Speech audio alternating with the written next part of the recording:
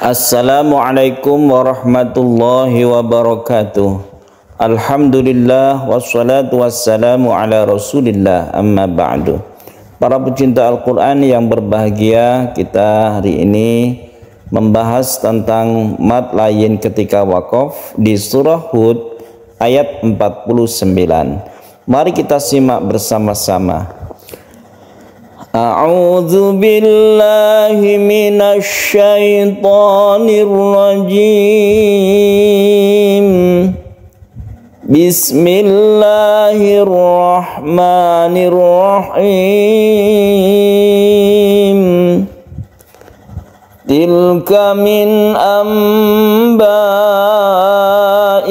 ghaibi nuhiha ilaik ma kunta ta'lamuha anta wala qaumuka min qabli hadza fasbir innal aqibata lil muttaqin.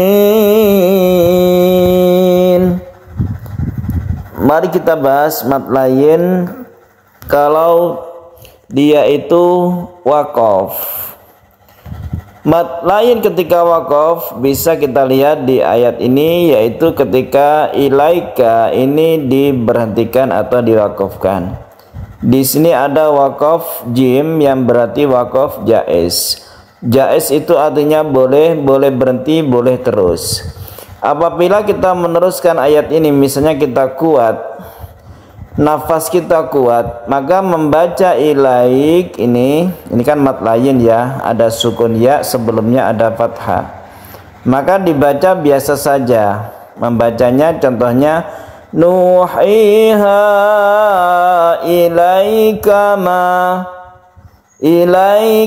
lemas saja membacanya, sukun ya ini suaranya menjadi ilai ilaika ma, seperti itu, tidak terlalu panjang, jadi sempurnanya itu biasa saja. Nuhiha ilaika ma kunta ta'lamuha.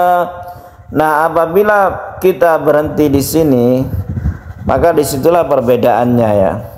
Kalau kita berhenti di mad lain ini ketika dia menghadapi huruf kaf, yang huruf kaf ini awalnya hidup karena dia itu wakaf, maka dimatikan, maka ini berubah menjadi mad arid disukun.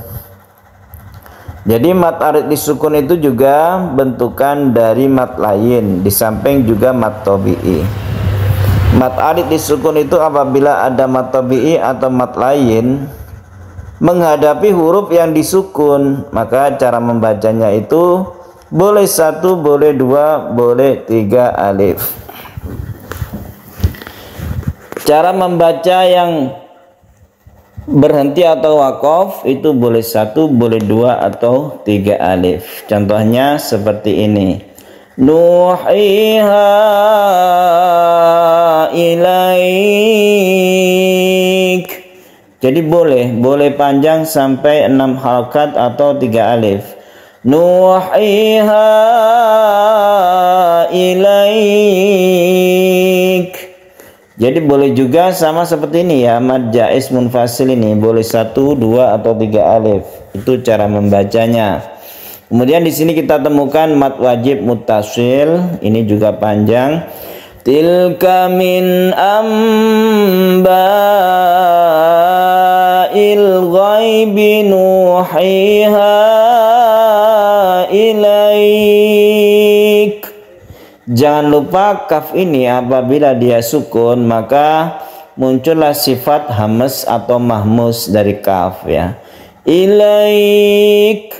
Jadi dia itu bukan memantul, dia itu kita sukun kemudian kita hembuskan nafas sedikit, itu namanya hamas. Tilka min amba'il ghaibi nuhiha ilaik.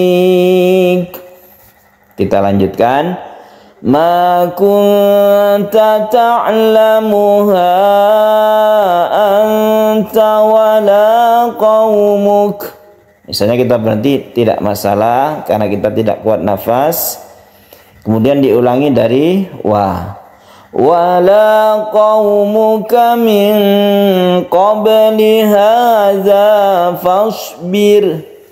Nah, di sini ada tanda wakaf short lam, artinya al waslu aula, wasol itu lebih utama. Jadi kalau kita itu kuat nafasnya, ini lebih baik terus ya. Dari hadza diteruskan fasbir, diteruskan innal akibata. Kalau misalnya kita tidak kuat, misalnya tadi itu kita sampai hada, maka kita berhenti itu tidak masalah, karena short itu lebih baik terus. Tapi kalau berhenti itu tidak mengapa, artinya tidak perlu mengulangi dari kalimat sebelumnya. Kalau misalnya kita berhenti di sini, wala qaumuka min qabli hadza fasbir. Misalnya di sini yang terus, di sini yang berhenti, itu tidak masalah. Tapi intinya short itu lebih baik terus. Nah, untuk fasbir ini hati-hati. Sukun ro yang sebelumnya ada kasroh, maka ro-nya ini dibaca tipis. Dibaca tipis itu artinya tarkik ya. Tarkik itu membacanya bibir kita dikebawahkan ketika kita membaca sukun ro. Min qabli hadza fasbir.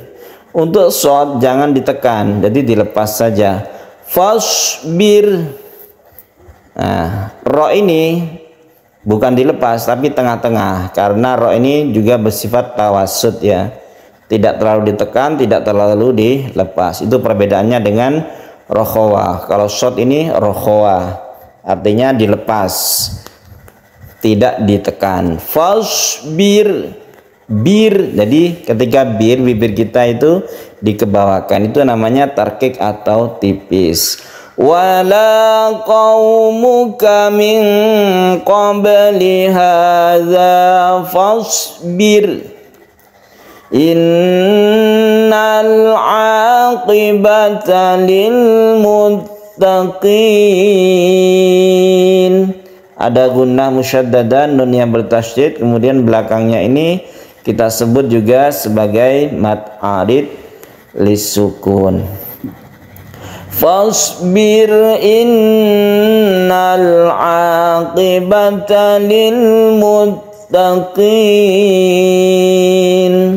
Shadaqallahul azim. Para pecinta Al-Quran yang berbahagia, demikian latihan tartil Quran kita di surah Hud ayat 49.